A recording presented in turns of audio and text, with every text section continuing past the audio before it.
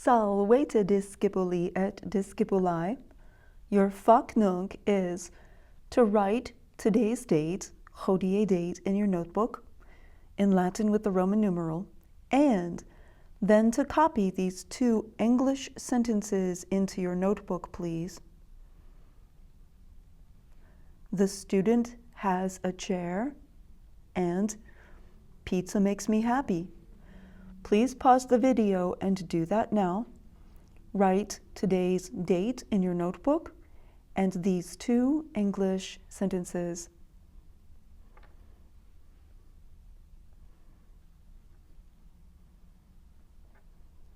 Now, take a look please at the first sentence.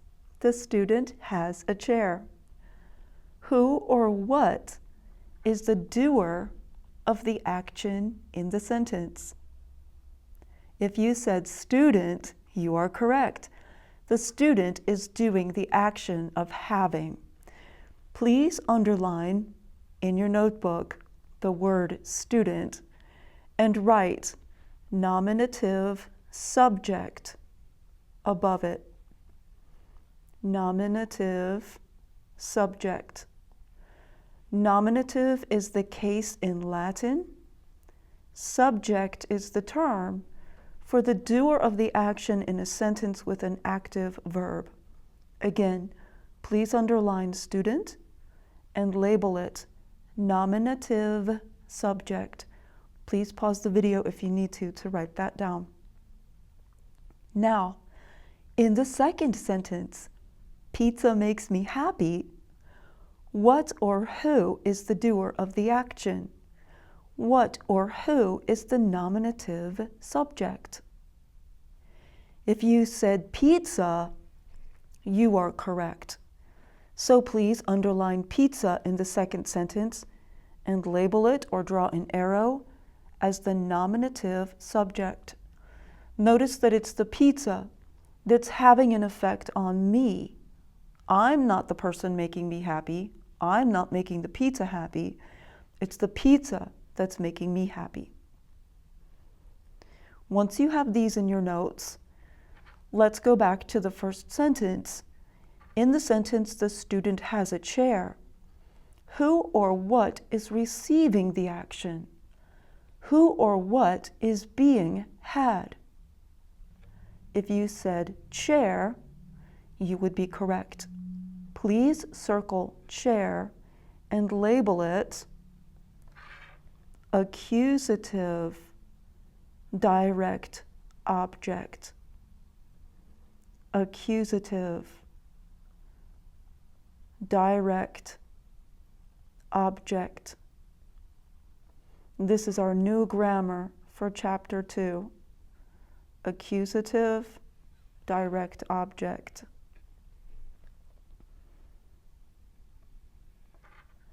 In the second sentence, who or what is receiving the action?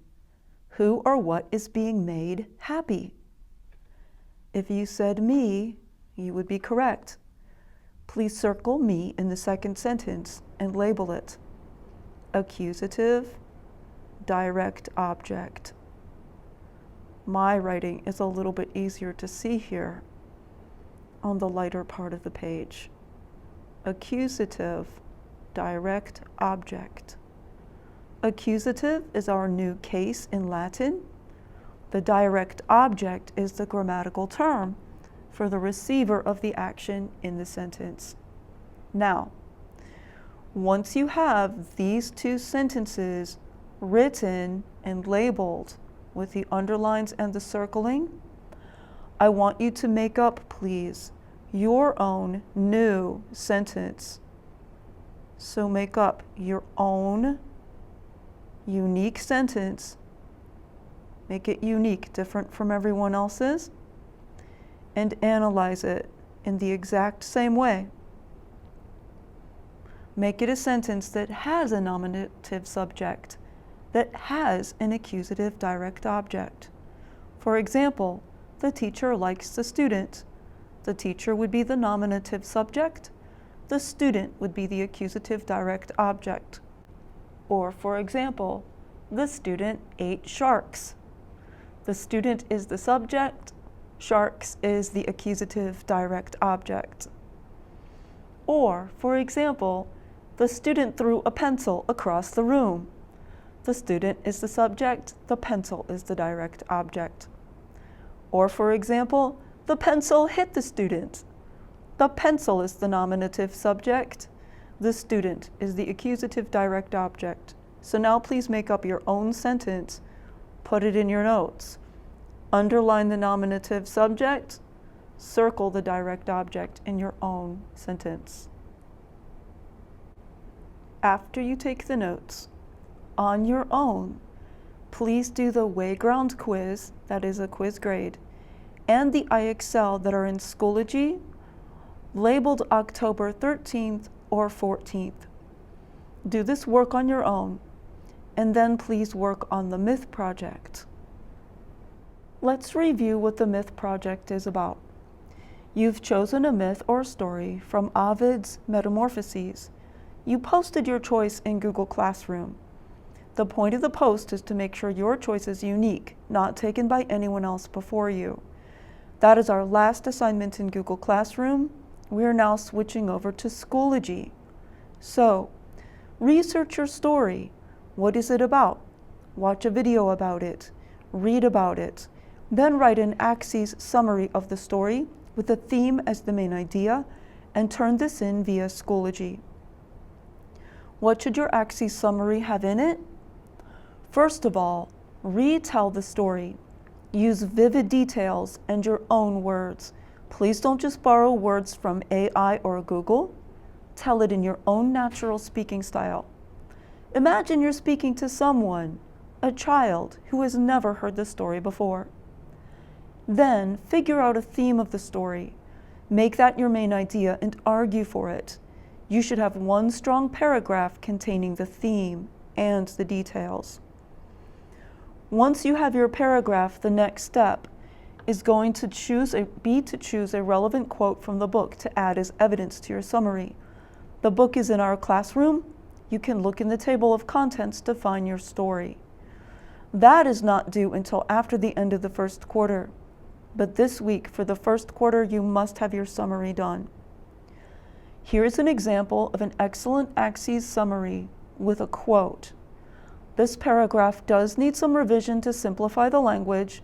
Some of the words sound like Google or AI, but the overall structure is a very good example of an axis paragraph with a theme and with a quote that is correctly used and cited.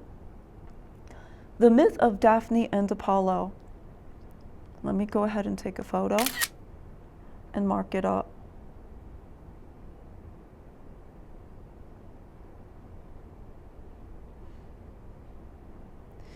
The myth of Daphne and Apollo shows that love without respect or consent can be dangerous and destructive. So here is the theme. Love without respect or consent can be dangerous and destructive. The theme is restated at the end of the paragraph as well. So the theme is a message of the story for today, something that all people can relate to. Let's continue on. Now this author retells the story using vivid details. After Apollo mocked Cupid, the god of love struck him with a golden arrow that made him fall deeply in love with Daphne. Now, the writer should tell us who Apollo, Cupid, and Daphne are, and he probably shouldn't use the word mocked, because that is not a word that people use much nowadays. He should have just said made fun of. But overall, the storytelling here is good. While Daphne was shot with a lead arrow that made her reject love, Apollo chased Daphne through the woods, but she wanted nothing to do with him. In desperation, she prayed to her father, the river god. Now, here is the quote that this student found in the book. It's her prayer. Help me, Father, if your streams have divine power, destroy this too pleasing beauty of mine by transforming me. Notice that he put quotation marks around the quote to show that it was taken from another source. And then in parentheses, we have Ovid, who's the author of the book, Metamorphoses, that's the title, book 1, and then the student is going to need to find the line number of the quote as well. That is his citation. After the citation, he continues on with the story. He transformed her, that is the river god, into a laurel tree so she could escape Apollo. This story shows how Apollo's uncontrollable desire harms both of them. Daphne loses human form to protect her freedom, and Apollo ends up with unfulfilled love. The transformation makes it clear that forced love brings pain instead of happiness. The myth explains why the laurel tree became sacred to Apollo, but more importantly, it teaches that true love requires respect and consent, and that obsession can lead to loss. So that is a very well structured and organized axes paragraph with a quote from the book that is correctly used and cited. It does need the line number from the book, and it does need the language to be made a little bit simpler and a little bit more natural, with words like mocked, that people don't use much anymore, changed to words that you would use in your more normal speech. Again, the paragraph is due by the end of the week. You don't have to have the quote in it yet, but you have to have a strong and well proofread axes paragraph.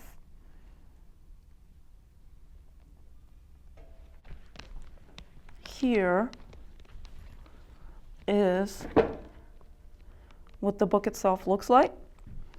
Ovid's Metamorphoses. It is a translation. So you find the book, you'll find the poem, the whole poem in this book in English with all the stories labeled. And there's a very good table of contents at the beginning that lists almost all of the stories. If you can't find your story in the table of contents, you can Google it. You can Google the question, where is, and then your story title, in Ovid's Metamorphoses, again, that is the title of the book, to help you find exactly where your story and your quote is. But I want you to find the quote from this paper book that will stay in our classroom.